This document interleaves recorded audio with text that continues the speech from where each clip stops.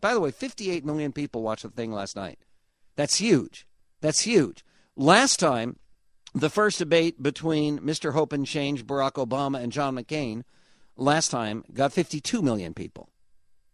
More than 58 million watched last night. Great interest, great enthusiasm, an overwhelming victory for Mitt Romney. Finally, President Obama concluded by accusing Mitt Romney of making war on Big Bird. Listen.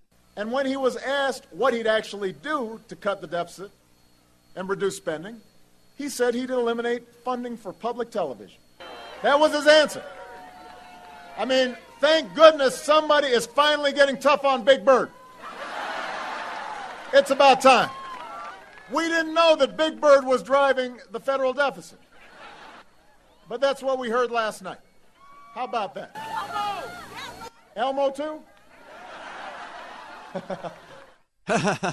Okay. Yeah, well, master of... okay. By the way, does somebody really believe that if we cut federal funding for the Sesame Workshop or for PBS in general, that Big Bird will go away? I actually looked it up this morning. The most recent figures, they spend $116 million a year at the Sesame Workshop, the producers of Sesame Street, and less than 8% of it is provided by government at all levels. 92% of it. They actually make billions licensing those characters, selling all those toys. And yes, it's officially a nonprofit. They don't need the federal expenditure. What Romney said is true, and I worked for PBS for 12 years. I did. And I used to believe at the time that it was asinine that we were receiving government funding. You don't need it. You get it from corporate underwriting. You get it from selling products.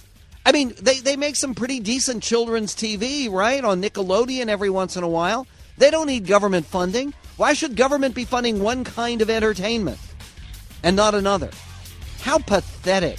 And this is the President of the United States and the best he has to offer the day after he got his clock cleaned. If you believe he did just great last night, give us a call. Michael Medved.